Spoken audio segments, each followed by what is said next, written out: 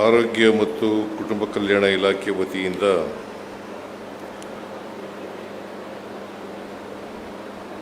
ನೂರೆಂಟು ಆರೋಗ್ಯ ಕವಚ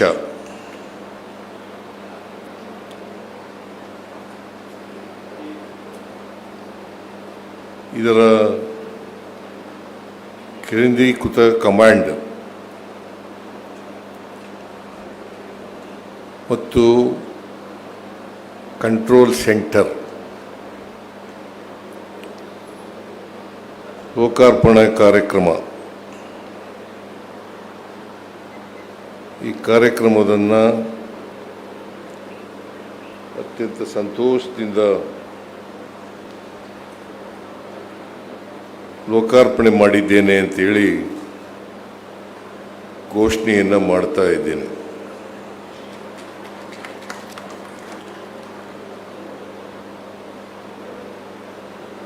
ಇದು ಇಡೀ ದೇಶದಲ್ಲೇ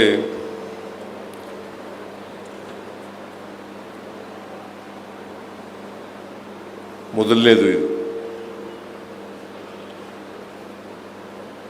ಇಂಥ ಆರೋಗ್ಯ ಸೇವೆ ದೇಶದ ಯಾವ ರಾಜ್ಯದಲ್ಲೂ ಕೂಡ ಇಲ್ಲ. ಕರ್ನಾಟಕ ರಾಜ್ಯದಲ್ಲಿ ಈ 108 ಆಂಬ್ಯುಲೆನ್ಸ್ಗಳು ಇದರ ಸೇವೆಯನ್ನು ಅತ್ಯಾಧುನಿಕ ಮಾದರಿಯಲ್ಲಿ ಸೇವೆ ದೊರಕಬೇಕು ಜನಗಳಿಗೆ. ಯಾಕಂತಂದರೆ ಆರೋಗ್ಯ ಸೇವೆ ಭಾಳ ಮುಖ್ಯ. ಅದರಲ್ಲೂ ಎಮರ್ಜೆನ್ಸಿ ಕೇಸ್ಗಳಲ್ಲಿ, ತುರ್ತು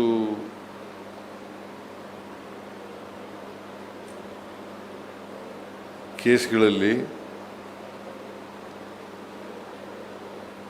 ತ್ವರಿತವಾಗಿ ಆರೋಗ್ಯ ಸೇವೆಯನ್ನು ನೀಡ್ತಕ್ಕಂಥದ್ದು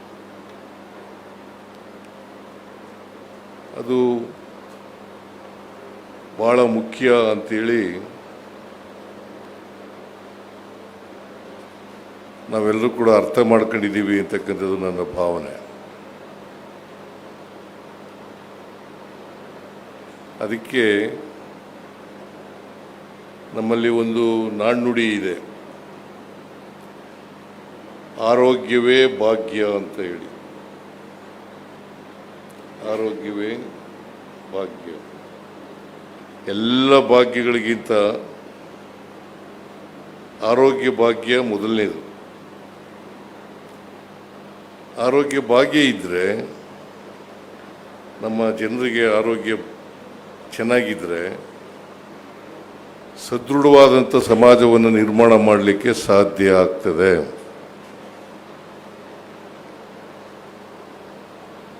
ಹೇಗೆ ಆರ್ಥಿಕ ಸಾಮಾಜಿಕ ಬೆಳವಣಿಗೆ ಸಮಾಜಕ್ಕೆ ಪ್ರತಿಯೊಬ್ಬರಿಗೂ ಕೂಡ ಬೇಕಾಗ್ತದೆ, ಹಾಗೆಯೇ ಆರೋಗ್ಯ ಭಾಗ್ಯನೂ ಕೂಡ ಬೇಕಾಗ್ತದೆ. ಇದನ್ನು ನಾವೆಲ್ಲರೂ ಕೂಡ ಅರ್ಥ ಮಾಡ್ಕೊಂಡಿದ್ದೀವಿ ಅಂತಕ್ಕಂಥದ್ದು ನನ್ನ ಭಾವನೆ.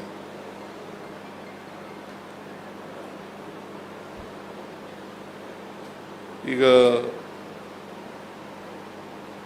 ಕರ್ನಾಟಕದಲ್ಲಿ ಸುಮಾರು 20 ವರ್ಷಗಳಿಂದ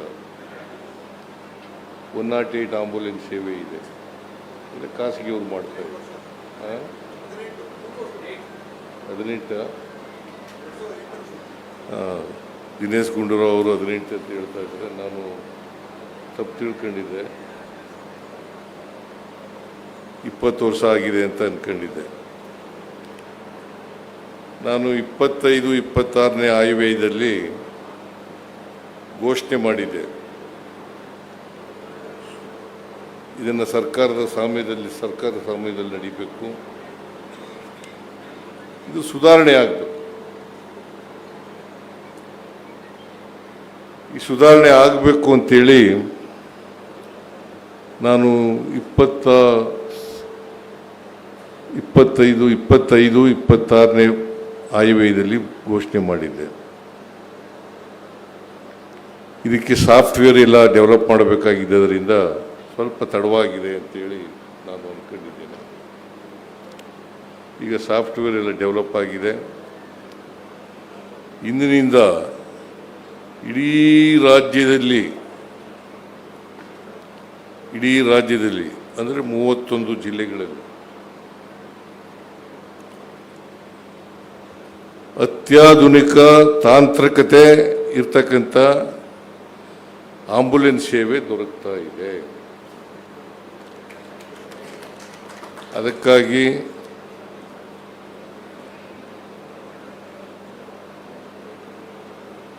ದಿನೇಶ್ ಗುಂಡೂರಾವ್ ಅವರಿಗೆ, ಅವರ ಇಲಾಖೆಯ ಎಲ್ಲ ಸಿಬ್ಬಂದಿ ವರ್ಗದವರಿಗೆ ನಾನು ಧನ್ಯವಾದಗಳನ್ನು ಹೇಳಲಿಕ್ಕೆ ಬಯಸ್ತಾ ಇದ್ದೇನೆ. ಈಗ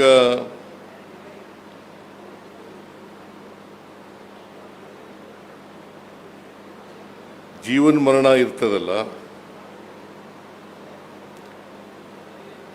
ಭಾಳ ಜನ ಈ ಹೃದಯಘಾತ ಅಂತ ಕೇಸ್ಗಳಲ್ಲಿ, ಪಾರ್ಶ್ವವಾಯು ಅಂತ ಕೇಸ್ಗಳಲ್ಲಿ, ಹೆರಿಗೆ ಅಂತ ಕೇಸ್ಗಳಲ್ಲಿ, ಅಪಘಾತಗಳು ನಡೀತಕ್ಕಂಥ ಕೇಸ್ಗಳಲ್ಲಿ ಈ ತುರ್ತು ಸೇವೆ ಅತ್ಯಂತ ಅವಶ್ಯ ಇರ್ತದೆ ಅಂತಕ್ಕಂಥ ಮಾತುಗಳನ್ನು ಹೇಳಲಿಕ್ಕೆ ಬಯಸ್ತಾ ಇದ್ದೀನಿ. ಈಗ ಸುರೇಶ್ ಕುಮಾರ್ ಅವರು ಒಂದು ಉದಾಹರಣೆ ಮೂಲಕ ಹೇಗೆ ಒಂದು ಹುಡುಗಿ SSLCನಲ್ಲಿ ಅವಳು ಬದುಕಿರೋದ್ರಿಂದ ಪರೀಕ್ಷೆಯಲ್ಲಿ ಪಾಸ್ ಮಾಡಿ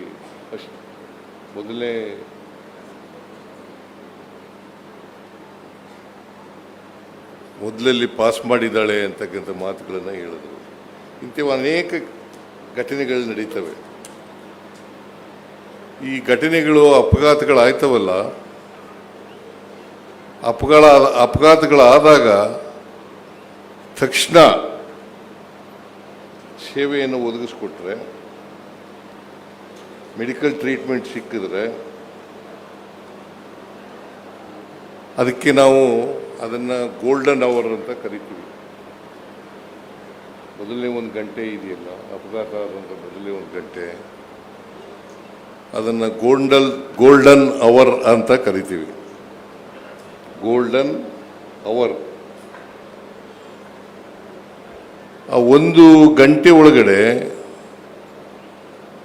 ನಿಮಗೆ ಮೆಡಿಕಲ್ ಟ್ರೀಟ್ಮೆಂಟ್ ಸಿಕ್ಕಿದ್ರೆ ಬದುಕ್ತಕ್ಕಂಥ ಸಾಧ್ಯತೆಗಳು ಜಾಸ್ತಿ ಇರ್ತವೆ. ನನ್ನ ಪ್ರಕಾರ, ಬಹುಶಃ ಆರೋಗ್ಯ ಇಲಾಖೆ ಪ್ರಕಾರ 80% ಇಂಥ 1 ಗಂಟೆ ಟ್ರೀಟ್ಮೆಂಟ್ ಸಿಗ್ತದಲ್ಲ, ಅವು ಅಪಘಾತಗಳಲ್ಲಿ ಬದುಕಿರ್ತಕ್ಕಂಥದ್ದೇ ಜಾಸ್ತಿ ಇರ್ತಕ್ಕಂಥ 80%. ಅದರಿಂದ ಈ ತುರ್ತು ಸೇವೆ ಒದಗಿಸ್ಕೊಡ್ತಕ್ಕಂಥದ್ದು ಇದೆಯಲ್ಲ, ಅದು ಅತ್ಯಂತ ಅವಶ್ಯ, ಅಗತ್ಯ ಮತ್ತು ಮರಣವನ್ನು ತಪ್ಪಿಸ್ತಕ್ಕಂಥ ಸಾಧ್ಯತೆ ಹೆಚ್ಚಾಗಿರ್ತದೆ ಅಂತಕ್ಕಂಥ ಮಾತುಗಳನ್ನು ಈ ಸಂದರ್ಭದಲ್ಲಿ ಹೇಳಲಿಕ್ಕೆ ಬಯಸ್ತಾ ಇದ್ದೇನೆ. ಅದರಿಂದ ನಾವು ಬದುಕಲಿಕ್ಕೆ ಯಾರೂ ಕೂಡ ಅಪಘಾತದಲ್ಲಿ ಸಾಯಬಾರದು, ಅಪಘಾತಗಳೇ ಆಗಬಾರದು. ಅಪಘಾತ ಆದಾಗ ನಾವು ತುರ್ತು ಮೆಡಿಕಲ್ ಸೇವೆ ಒದಗಿಸ್ಕೊಡ್ತಕ್ಕಂಥದ್ದು ಇದೆಯಲ್ಲ, ಅದು ಅತ್ಯುತ್ತಮವಾದಂಥ ಕೆಲಸ ಅಂತಕ್ಕಂಥ ಮಾತುಗಳನ್ನು ಈ ಸಂದರ್ಭದಲ್ಲಿ ಹೇಳಲಿಕ್ಕೆ ಬಯಸ್ತಾ ಇದ್ದೇನೆ. ಇಂಥ ಅನೇಕ ಕಾರ್ಯಕ್ರಮಗಳು ಈಗ ಬೆಂಗಳೂರು ನಗರದಲ್ಲಿ ಸುಮಾರು 65ರಿಂದ 70 ಆಂಬುಲೆನ್ಸ್ಗಳಿದ್ದಾವೆ. ಬೆಂಗಳೂರು ನಗರದ ಎಲ್ಲಿಯಾದರೂ ಕೂಡ ಅಪಘಾತ ಆಗಲಿ ಅಥವಾ ಹೃದಯಾಘಾತ ಆಗಲಿ, ಪಾರ್ಶ್ವವಾಯು ಆಗಲಿ, ಹೆರಿಗೆ ಆಗಲಿ, ಈ ಥರದ ತುರ್ತು ಅಗತ್ಯ ಇದೆಯಲ್ಲ, ತುರ್ತು ಚಿಕಿತ್ಸೆ ನೀಡಬೇಕಾದಂಥ ಅಗತ್ಯ ಇದೆಯಲ್ಲ, ಇಂಥವಕ್ಕೆ ಇದು ಅತ್ಯಂತ ಉಪಯೋಗ ಆಗ್ತದೆ ಅಂತಕ್ಕಂಥ ಮಾತುಗಳನ್ನು ತಮಗೆ ತಿಳಿಸಲಿಕ್ಕೆ ಬಯಸ್ತಾ ಇದ್ದೇನೆ. ಇಂಥ ಒಂದು ಸೆಂಟ್ರನ್ನು, ಕಮಾಂಡ್ ಸೆಂಟ್ರನ್ನು ಮಾಡಿರ್ತಕ್ಕಂಥದ್ದು ಭಾಳ ಒಳ್ಳೆಯದು. ಮತ್ತು ಇಡೀ ರಾಜ್ಯಕ್ಕೆ ಹಿಂದೆ ಖಾಸಗಿಯವರು ನಡೆಸ್ತಾ ಇದ್ದಾಗ ನಮಗೆ ಅಕೌಂಟಬಿಲಿಟಿ ಇರಲಿಲ್ಲ. ಈಗ ಸರ್ಕಾರ ಮಾಡ್ತಾ ಇರೋದ್ರಿಂದ ಅಕೌಂಟಬಿಲಿಟಿ ಇದೆ. ಮತ್ತು ನಮ್ಮ ಜನರಿಗೆ ಏನಾಗಿದೆ, ಈಗ ಪ್ರೈವೇಟ್ ಆಸ್ಪತ್ರೆಗೆ ಹೋದರೆ, ನಾನು ಮುಖ್ಯಮಂತ್ರಿಯಾಗಿ ನೋಡ್ತಾ ಇರ್ತೀನಿ, ನಮಗೆ ಮುಖ್ಯಮಂತ್ರಿಗಳ ಪರಿಹಾರ ನಿಧಿಯಿಂದ ಹಣ ಕೇಳಕ್ಕೆ ಬರ್ತಾರೆ.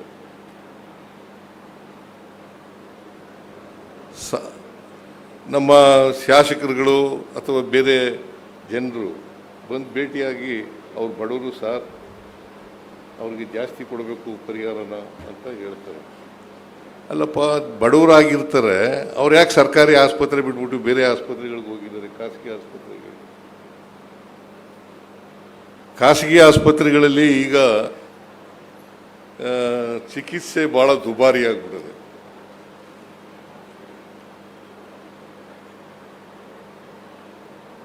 ಅದ್ರ ಬಗ್ಗೆನೂ ಕೂಡ ಸರ್ಕಾರ ಗಂಭೀರವಾಗಿ ಆಲೋಚನೆಯನ್ನು ಮಾಡ್ತಾ ಇದೆ. ನೋಡಿ, ಅದ್ರ ಬಗ್ಗೆನೂ ಕೂಡ ಹಿಂದೆ ರಮೇಶ್ ಕುಮಾರ್ ಇದ್ದಾಗ ಒಂದು ಕಾಯ್ದೆ ತಗೊಬಂದಿದ್ರು.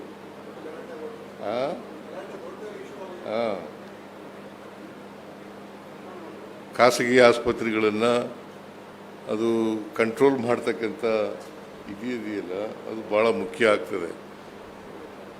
ಸೊ 5 ಲಕ್ಷ, 10 ಲಕ್ಷ, 20 ಲಕ್ಷ, 30 ಲಕ್ಷ, 40 ಲಕ್ಷ, 50 ಲಕ್ಷ, ಹಿಂಗೆ ನಾನು ಮ್ಯಾಕ್ಸಿಮಮ್ ಕೊಡೋದೇ 5 ಲಕ್ಷ. ಈಗ ಎಂಥದ್ದು ಬೋನ್ ಮ್ಯಾರೋ ಕಾಯಿಲೆ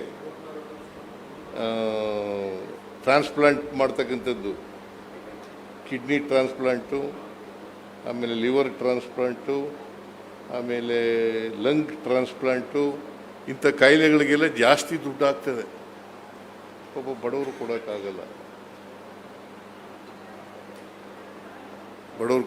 ಅದಕ್ಕೆ ಸರ್ಕಾರಿ ವ್ಯವಸ್ಥೆಯಿಂದ ಮೂಲಕನೇ ಮಾಡ್ತಕ್ಕಂಥದ್ದು. ಮತ್ತು ಯಾವ ಕಾರಣಕ್ಕೂ ಕೂಡ ಸರ್ಕಾರಿ ಆರೋಗ್ಯ ಸೇವೆ ಇದೆಯಲ್ಲ, ಖಾಸಗಿಯವ್ರಿಗಿಂತ ಕಳಪೆ ಆಗ್ತದೆ. ಯಾವುದೇ ಕಾರಣಕ್ಕೆ. ಅದಕ್ಕೆ ನಾನು ಆರೋಗ್ಯ ಸೇವೆಗೆ ಏನು ಬೇಕಾದರೂ ಮಾಡಲಿಕ್ಕೆ ನಾನು ತಯಾರಿದ್ದೇನೆ ಅಂತಕ್ಕಂಥ, ನಮ್ಮ ಸರ್ಕಾರ ಏನು ಬೇಕಾದ್ರೂ ಮಾಡಲಿಕ್ಕೆ ತಯಾರಾಗಿದೆ ಅಂತಕ್ಕಂಥ ಮಾತುಗಳನ್ನು ಹೇಳಲಿಕ್ಕೆ ಬಯಸ್ತಾರೆ.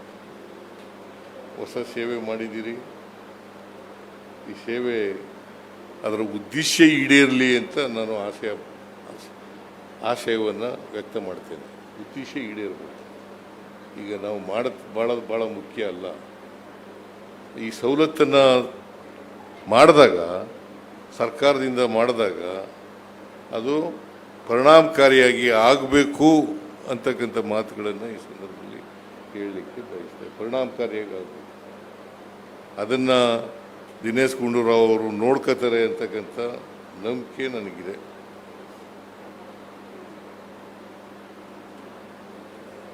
ಮತ್ತು ನಾನು ಈಗಾಗಲೇ ಪ್ರಸ್ತಾಪ ಮಾಡೋದಂತೆ, ಇವನು ಯಾರೋ ನಿಮ್ಮ ಎಕ್ಸಿಕ್ಯೂಟಿವ್ ಡೈರೆಕ್ಟರ್ ಇದ್ದಿದೆ, ಯಾವುದೇ ಕಾರಣಕ್ಕೆ ಇದು ಸರ್ಕಾರದ ಸೇವೆ ಅಂತ ಅನ್ನಬಾರ್ದು. ಜನರಿಗೆ ಸರ್ಕಾರಿ ಸೇವೆ ಅಂತಂದರೆ ಒಂಥರ ವಾಕರಿಕೆ ಬರ್ತದೆ. ಆ ಭಾವನೆ ಇದೆಯಲ್ಲ, ಆ ಭಾವನೆಯನ್ನು ತೊಡೆದಾಕ್ತಕ್ಕಂಥ ರೀತಿಯಲ್ಲಿ ನೀವೆಲ್ಲರೂ ಕೆಲಸ ಮಾಡಬೇಕು. ಯಾರ್ಯಾರು ಸಂಬಂಧಪಟ್ಟವ್ರು ಇದ್ದೀರಿ ಅವರೆಲ್ಲರೂ ಕೂಡ ಈ ಕೆಲಸ ಮಾಡಿಕೊಡ್ತಕ್ಕಂಥ ಪ್ರಯತ್ನವನ್ನು ನೀವು ಪ್ರಾಮಾಣಿಕವಾಗಿ ಮಾಡಿದ್ರೆ ಬಹುಶಃ ಸರ್ಕಾರದ ಮೇಲೆ ನಂಬಿಕೆ ಜಾಸ್ತಿ ಬರ್ತದೆ, ವಿಶ್ವಾಸ ಜಾಸ್ತಿ ಬರ್ತದೆ ಅಂತಕ್ಕಂಥ ಮಾತುಗಳನ್ನು ಹೇಳಿ ನಾನು ಭಾಳ ಉದ್ದನೇ ಭಾಷಣ ಮಾಡೋಕ್ಕೆ ಹೋಗಲ್ಲ. ಆರೋಗ್ಯ ಇಲಾಖೆ ಇದೆಯಲ್ಲ, ಆರೋಗ್ಯ ಇಲಾಖೆ ಚೆನ್ನಾಗಿ ಕೆಲಸ ಮಾಡ್ತಾ ಇದೆ. ನಾವು ಅಧಿಕಾರಕ್ಕೆ ಬಂದ ಮೇಲೆ ಚೆನ್ನಾಗಿ ಕೆಲಸ ಮಾಡ್ತಾ ಇದೆ. ಇನ್ನೂ ಹೆಚ್ಚಾಗಿ ಕೆಲಸ ಮಾಡಲಿ, ಒಳ್ಳೆ ಕೆಲಸ ಮಾಡಲಿ ಅಂತಕ್ಕಂಥ ಆಶಯವನ್ನು ವ್ಯಕ್ತ ಮಾಡಿ ದಿನೇಶ್ ಗುಂಡೂರಾವ್ ಅವರ ನೇತೃತ್ವದಲ್ಲಿ ಜನರಿಗೆ ಒಳ್ಳೆಯ ಆರೋಗ್ಯ ಸೇವೆ ದೊರಕಿಸ್ತಕ್ಕಂಥ ಕೆಲಸವನ್ನು ಮಾಡಲಿ ಅಂತಕ್ಕಂಥ ಆಶಯವನ್ನು ವ್ಯಕ್ತ ಮಾಡಿ ನನ್ನ ಮಾತುಗಳನ್ನು ಮುಗಿಸ್ತೇನೆ. ನಿಮ್ಮೆಲ್ಲರಿಗೂ ಕೂಡ ನಮಸ್ಕಾರಗಳು. ನನ್ನ ಮಾತುಗಳನ್ನು ಮುಗಿಸ್ತೇನೆ. ನಿಮ್ಮೆಲ್ಲರಿಗೂ ಕೂಡ ನಮಸ್ಕಾರಗಳು.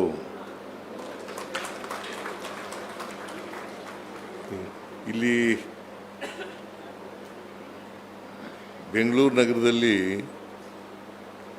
ಸುಮಾರು 1.5 ಕೋಟಿ ಜನಸಂಖ್ಯೆ ಇದೆ. ಚಿಕ್ಕ ಕಾರ್ಯಕ್ರಮ ಯಾಕೆ ಮಾಡಿದ್ದೀರಿ? ಚಿಕ್ಕ ಕಾರ್ಯಕ್ರಮ ಯಾಕೆ ಮಾಡಿದ್ದೀರಿ? ದೊಡ್ಡ ಕಾರ್ಯಕ್ರಮ ಮಾಡಬೇಕು. ಇಂಥ ಕಾರ್ಯಕ್ರಮ ನೀವು ಇಡೀ ಭಾರತ ದೇಶದಲ್ಲೇ ಮೊದಲನೇ ಕಾರ್ಯಕ್ರಮ ಅಂತ ಹೇಳ್ತೀರಿ. ಇದು ಎಲ್ರಿಗೂ ಗೊತ್ತಾಗಬೇಕಲ್ಲ. ಈ ಥರದ್ದೊಂದು ಆರೋಗ್ಯ ಇಲಾಖೆ ಮಾಡ್ತದೆ, ಇದಕ್ಕೆ ಸರ್ಕಾರದ ಸಹಾಯ ಇದೆ ಅನ್ನೋದು ಗೊತ್ತಾಗಬೇಕಲ್ಲ.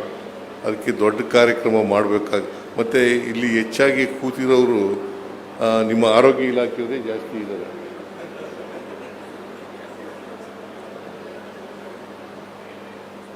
ಅದಾಗಬಾರ್ದು. ಬೆಂಗಳೂರಿನಲ್ಲಿ 1.5 ಲಕ್ಷ ಜನಸಂಖ್ಯೆ ಇದೆ.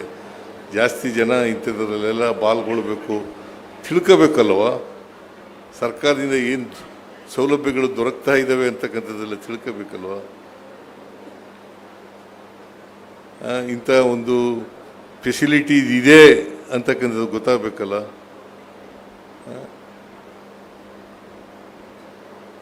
ಇದನ್ನು ಇನ್ನು ಮುಂದೆ ಮಾಡ್ತಕ್ಕಂಥ ಕಾರ್ಯಕ್ರಮಗಳನ್ನು ದೊಡ್ಡದಾಗಿ ಮಾಡಿ ಅಂತ ಹೇಳಿ ಜನರನ್ನು ಹೆಚ್ಚು ಜನ ಪಾಲ್ಗೊಳ್ಳೋ ರೀತಿಯಲ್ಲಿ ಮಾಡಬೇಕು, ಹೆಚ್ಚು ಜನರಿಗೆ ಇದು ತಲುಪಬೇಕು ಅಂತಕ್ಕಂಥ ಮಾತುಗಳನ್ನು ಹೇಳ್ತಾ ಮತ್ತೊಮ್ಮೆ ಆರೋಗ್ಯ ಇಲಾಖೆಯವರಿಗೆ ಧನ್ಯವಾದಗಳನ್ನು ಹೇಳಿ ನನ್ನ ಮಾತುಗಳನ್ನು ಮುಗಿಸ್ತೇನೆ. ಜೈ ಹಿಂದ್, ಜೈ ಕರ್ನಾಟಕ, ಜೈ ಸಂವಿಧಾನ್.